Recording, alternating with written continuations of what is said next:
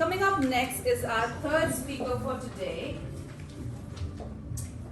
She is Area N4 Program Quality Director at Toastmasters. She is Himalayan Bank Toastmasters Club mentor and an HR professional and consultant by profession. And the best thing that happened to her last year is that she believed in herself even more to take the step to register her own HR consulting firm, which she has been working for over 1 year, right? So yes, we have Toastmaster Ritu, and to evaluate Toastmaster Ritu, we have none other than Toastmaster Rita Singh. Toastmaster Rita, may I please call upon you to explain her project objectives and give out her timing details. Thank you, Toastmaster Pranu. The purpose statement is for the member to learn about and practice facilitating a question and answer session, and also for her to practice delivering an informative speech and running a well-organized question and answer session. The member is responsible for managing time, so there is adequate opportunity for both. So good luck, Toastmaster Ritu, and over to you, Toastmaster Pranu. Thank you. So Toastmaster Ritu's path is Motivational Strategies. This is level 4, project 2. The title of her speech is HRM 101, and the timing is 15 to 20 minutes. So 15 is green, 18 is yellow, and 20 is the red card. Toastmaster Ritu, HRM 101, HRM 101, Toastmaster Ritu. Thank you so much. I've applied to 10 companies already and I haven't heard back from any one of them. Although we pay employees for the work that they do, I don't know why they take so long to get one work done. Good evening, presiding officer, fellow Toastmasters and guests. I'm sure most of you resonate with one of these two different catch-22 situations of two different stakeholders. Having chosen HR management for the past as a career for the past 9 years now, I am here today to shed some light on how to manage human resources at your workplace better. That too from the perspectives of two different stakeholders, the employee and the employer.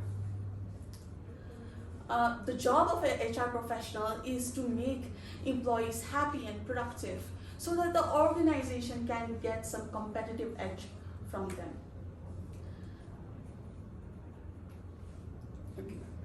Competitive edge out of them. So if you do not manage your human resources well, no matter how good of a strategy or technology you bring into the organization, they will never work well. So the job of an HR professional is always continuously mediating between these two parties to create a win-win situations between both the parties during their time together. So now let's start to understand HR management from the perspective of the first stakeholder, which is employees. So how many of us in this room are employees affiliated with any organizations? Okay, now can I ask you, what do you look out for when you search for a job in an organization? Package, that's salary. Salary, package, yes. The job description. Okay, so I'll summarize that into the following 2 points. We all want a good job and a career, right? So that directly hits the recruitment and selection function of HR management. But to have a good job and a career, you will first have to be aware of what kind of jobs exist, what kind of companies are offering them, what is your interest area before pursuing them. After finding these jobs, when you apply with a clear-cut resume of a 1-pager or 2-pager with words such as power words like I have accomplished this, I succeeded in this. Put in keywords and metrics like how many sales you brought to the organization, how many customer complaints that you resolved, etc. So the next one is interviewing and storytelling skills. So all of the companies usually ask, why are you interested in this organization? Self-reflect on these questions. What kind of value would you bring to this organization if you join? What are your strengths? Tell me something about yourself. So self-reflect and practice on this. And no matter how bad of a story you have, craft it in a way to communicate with the recruiter so that they understand that you've got some kind of learning out of it, and that you directly communicate with these recruiters who have been interviewing candidates back to back for the last 1 or 2 hours. Next is, we all look for work-life balance too, don't we? Yeah. So that directly hits the culture and well-being of human resource management. Multitasking is a myth. There are so many time management tools available there, so you can use any one of them to your liking that suits your preferences. So prioritize your tasks. Create a to-do list. Don't put a to-do list with 10 different tasks in one day. Just focus on 3 to 5 tasks. Block your calendar to finish one task, and then reward yourself after completing that task, that it will energize you, motivate you to do another task. Take frequent breaks in between. Second one is setting boundaries. Respect the personal time that you have with your family and with your colleagues. Work is just a part of your life and not the entirety of your life. So if you have the liberty to leave your laptop at the office, mute those WhatsApp notifications, Outlook notifications when you go back home, to respect the boundaries that you set for yourself and your colleagues and team members.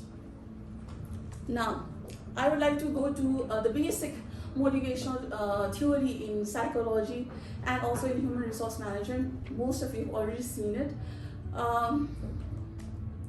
So firstly, this also explains how employees are motivated in the workplace, starting with physiological needs. So once the lower needs get fulfilled, employees move on to the higher needs. Firstly, starting with physiological needs, if your salary fulfills your basic needs like food, sleep, clothing, and shelter, the employees will start looking for safety needs, which are well-defined working hours, regular salary, employee benefits, etc. Now they move on to find other types of needs, which is love and belonging, a good supervisor, good working environment, good culture, right? And then after that is fulfilled, they move on to the another requirement, which is esteem. Give credit, give recognition, give praise for the work that they do. And lastly, employees try to find for purpose in their life, any kind of meaning, or why they are doing what they're doing. This is the basics of employee satisfaction and motivation in the workplace. Now we will move to the second perspective of these the two different stakeholders, which is employers. Any employers in the room?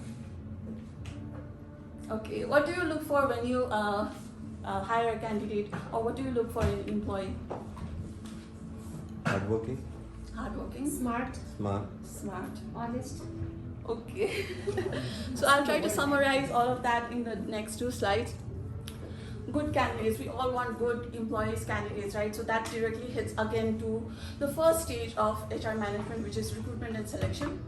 Only if you're clear why this new position is coming into the organization, what kind of knowledge, skills, abilities would this new position require for a candidate to be matching that, then only you can create a specific job description and specification. So without it being well documented or written in a paper, if you start hiring, then it will be based on your hunch or assumption, which might lead to a failed recruitment and selection and hiring of a wrong candidate. Second one is the selection method. Use your selection methods well. According to research conducted in 1998 by Smith and Hunter, they have researched 85 years of data in the past to come to a conclusion that the best selection method of predicting assessment directly to the performance at the job is I'm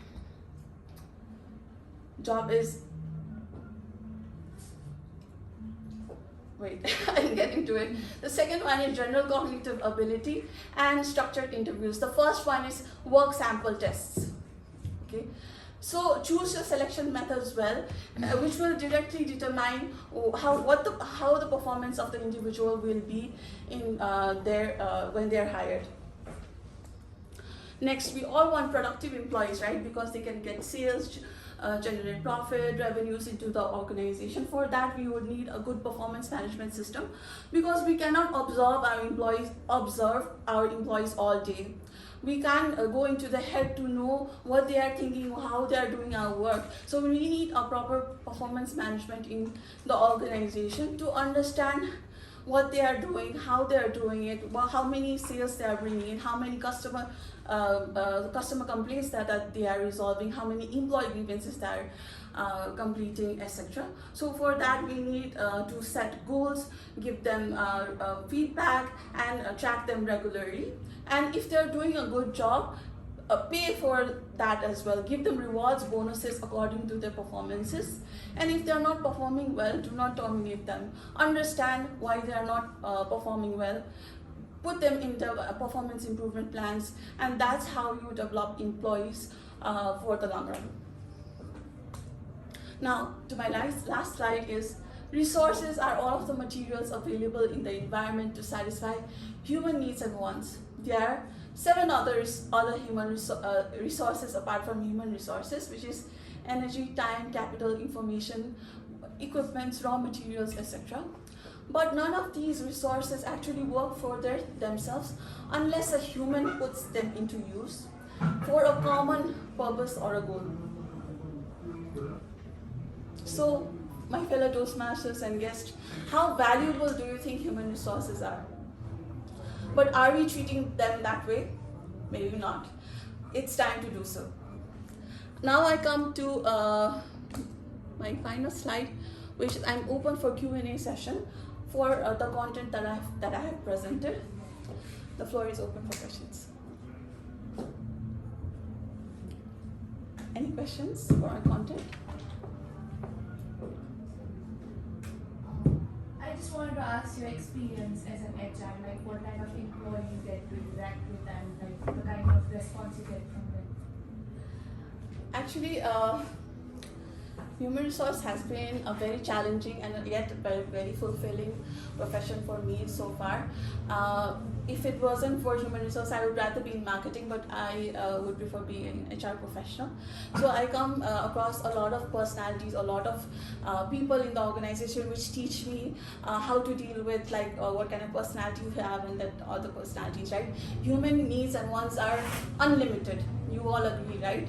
So it's very difficult to actually fulfill their needs, but trying to come to that level is what keeps you satisfied.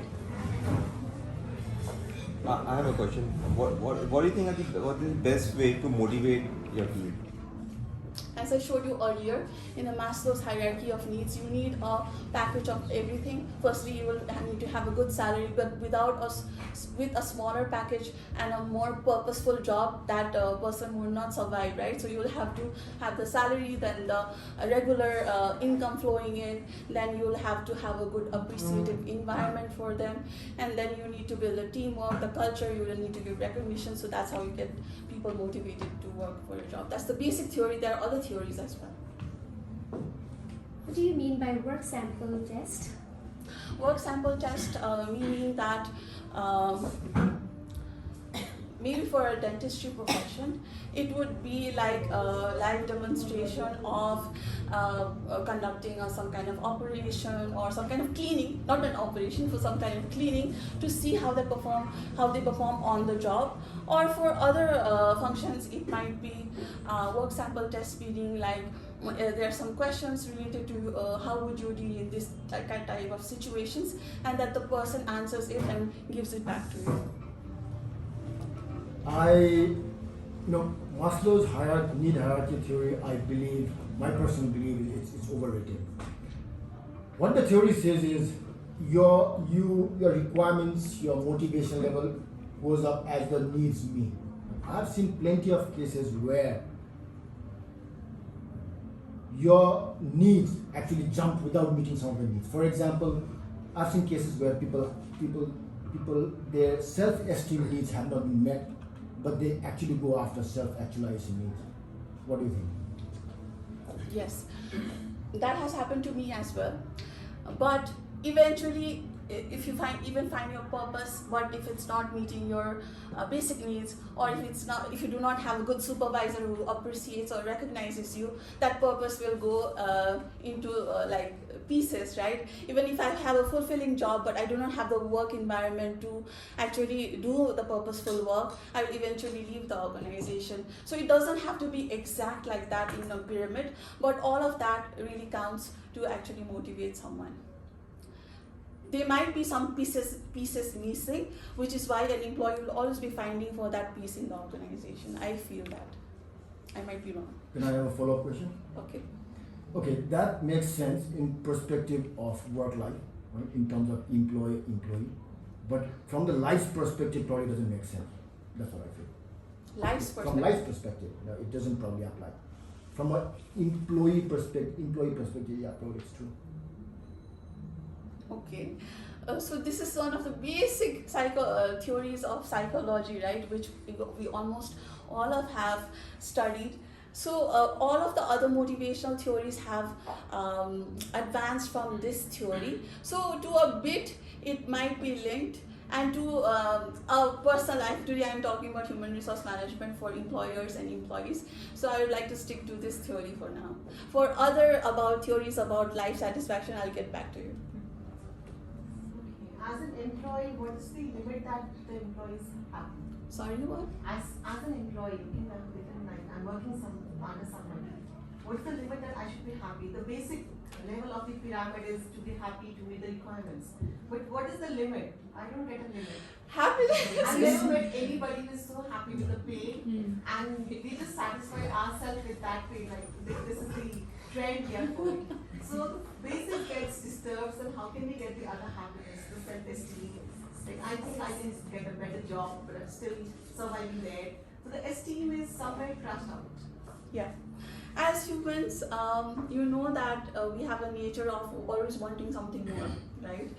I have this today, but the grass is always greener on this other side.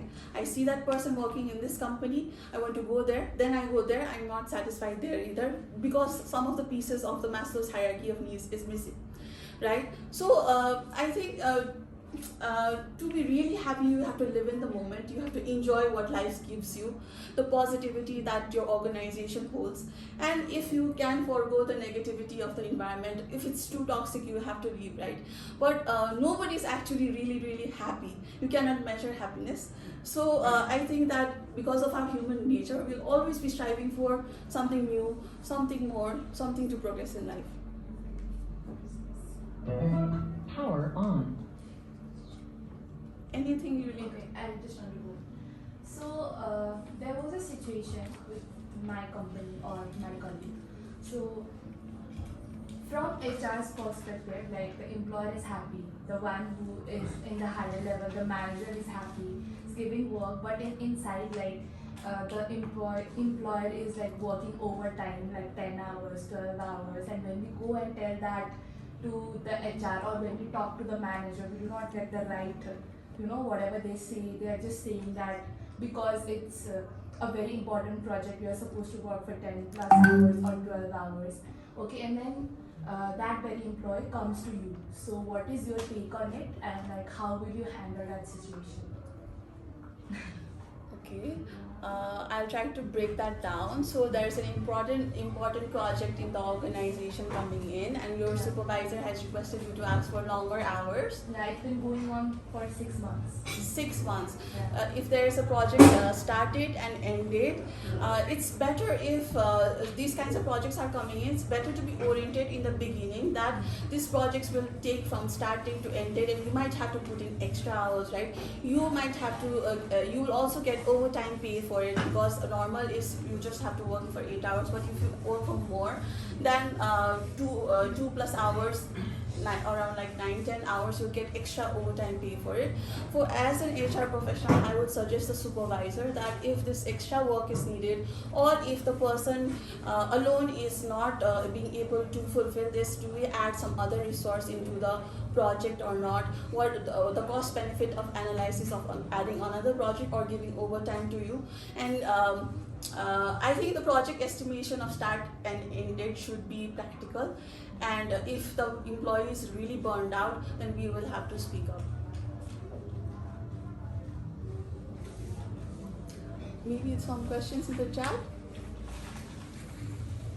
I have one question. Like you see in Western countries nowadays, all these developed countries like Schengen countries, Scandinavian countries, you see they have reduced working days to 3 to 4 days, working hours to 4 to 5 hours. What's your view on that? Do you think that is just a developed country thing, or you think that should be adapted worldwide?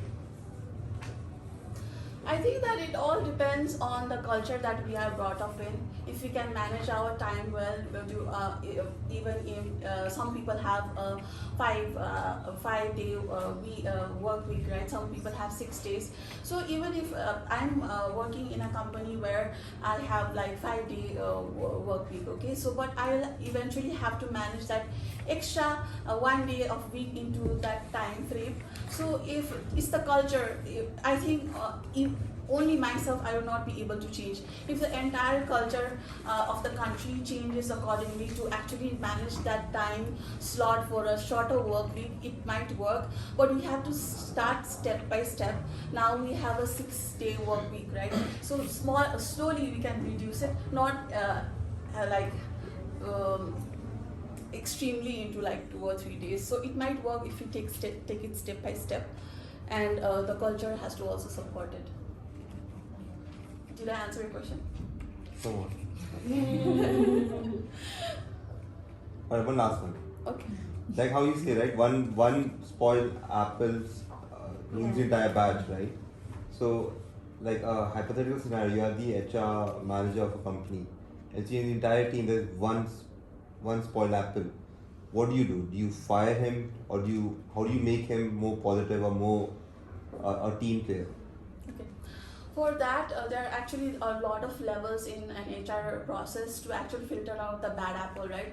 Starting from the recruitment selection itself, you have to be sure if that person is a suit for the company culture, to the job position announced. And after that, you see the performance of the individual for until 6 months probation period into the organization, and you filter that out, right? But if the person is trying, then you have to also put them into a performance improvement plan if that person is trying. But if the person is spreading politics and etc., then you might have to terminate to save your culture. And my time is over. Thank you for your questions, everyone.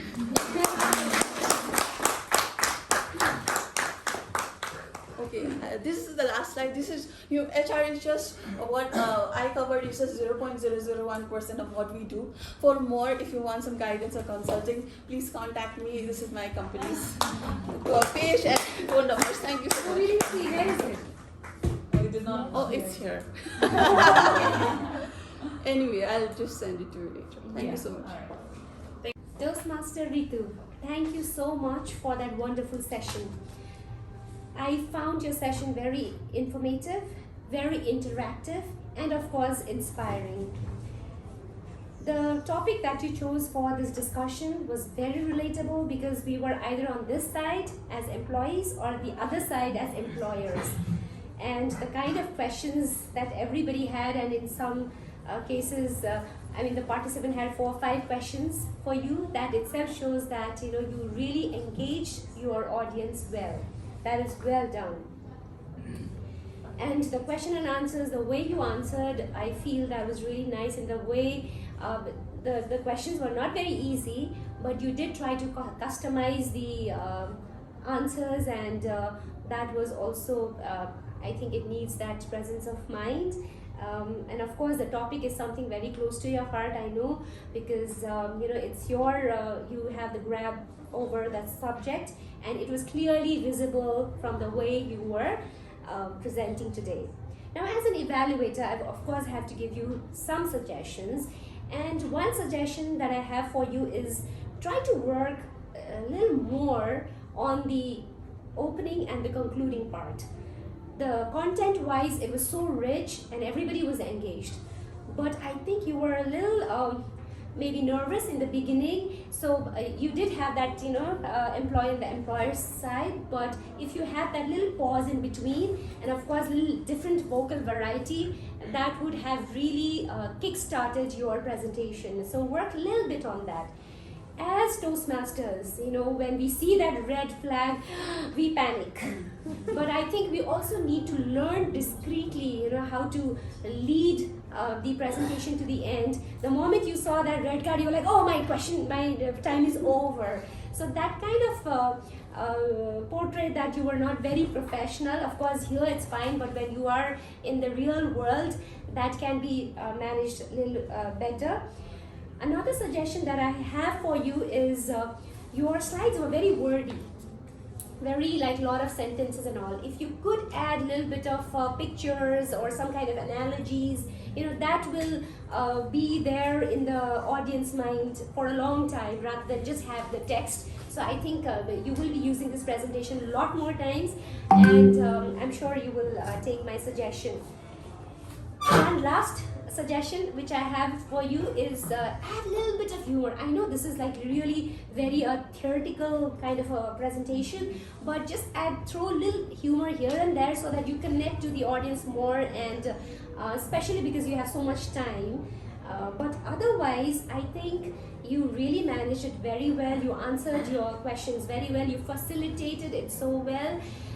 You had great clarity, lot of confidence. The way you were speaking, it showed. So best of luck, and I want to hear this.